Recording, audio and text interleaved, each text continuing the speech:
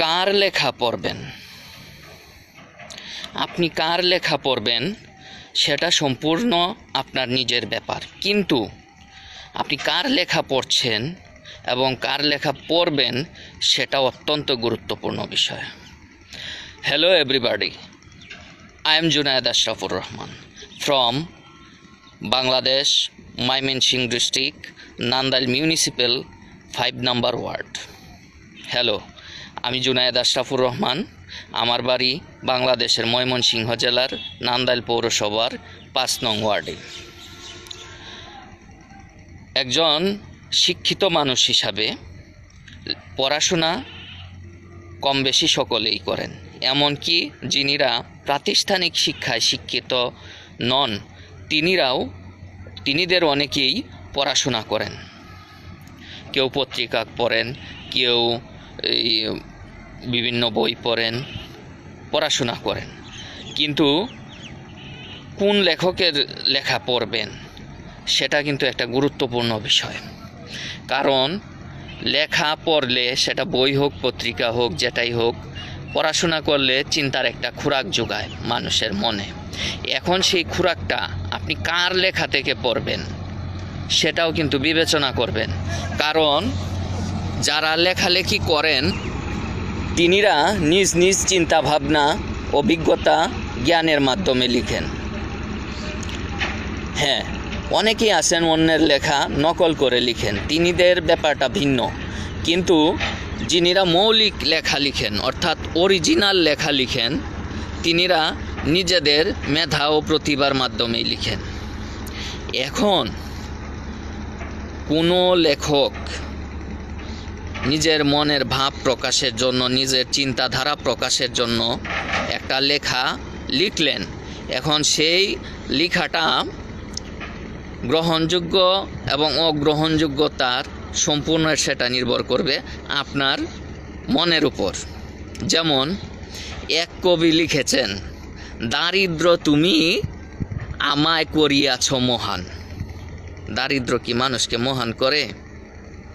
একটা মানুষ যদি অভাব অনটনে থাকে, ঠিকমতো খাইতে না পায়, ঠিকমতো জামা কাপড় পরতে না পারে, লেখাপড়ার খরচ যদি জোগাতে না পারে, সেই লোকটা কি মহান হয়? কে হয়েছে মহান? এই দারিদ্র অবলম্বন করে মহান কতজন হতে পেরেছেন? দারিদ্র আবার কোন ধরনের দারিদ্র? একেবারে দরিদ্র, যারা একেবারে বলা যায় যে নিজে খরচ করার মতো কোনো টাকা পয়সা নাই, সম্পত্তি নাই, এই ধরনের মানুষ কি জীবনে মহান হয়েছে কেউ? আমার জানা মতে নাই। হ্যাঁ, অনেক মহান ব্যক্তি আছে যিনিরা জীবনে কিছু সময় অভাব অনটনে রয়েছেন, তাই বলে তো সারা জীবন তো আর অভাব অনটনে ছিলেন না, জীবনে কিছুটা সময় ছিলেন। তিনিরা কি মহান হয়েছেন এই অভাব অনটনের মাধ্যমে, নাকি নিজের পরিশ্রমের মাধ্যমে, নিজের জ্ঞান প্রতিভার মাধ্যমে? সেটা আপনারাই বিবেচনা করুন। এখন আরেক কবি লিখেছেন, দারিদ্র তুমি আমায় করো নাই মহান, তুমি আমায় করিয়াছ কুকুরের সমান। সেই কবি উপলব্ধি করছেন যে দারিদ্র তিনিকে মহান করেন নাই, তিনিকে করেছেন কুকুরের সমান। কুকুর যেরকম সেই রকম করেছে তিনি মানুষেই, কিন্তু উনার অবস্থাটা হচ্ছে কুকুরের মতো।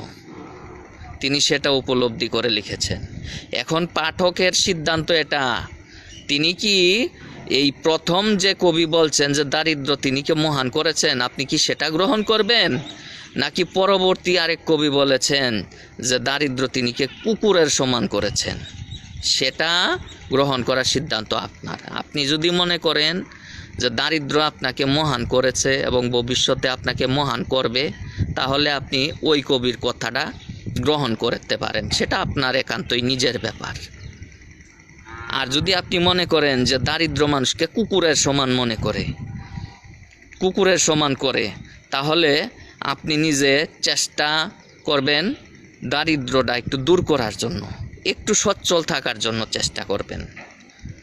দুনিয়ার কোনো মনীষী বলেন নাই যে দরিদ্র থাকলে মানুষ মহান হয়ে যায়, কোনো মহামনীষী বলেন নাই। এখন এক কবির মনের মধ্যে জেগেছে যে দারিদ্র তিনিকে মহান করেছে, তিনি লিখেছেন। এখন সেটা গ্রহণ করা না করা আপনার ব্যাপার। তেমনি প্রত্যেক লেখকেরই ব্যাপারে এটা প্রযোজ্য যে আপনি কার লেখা পড়বেন, কিভাবে সেই লেখকের লেখা আপনি রিসিভ করবেন, সেটা একান্তই আপনার ব্যাপার। ধন্যবাদ।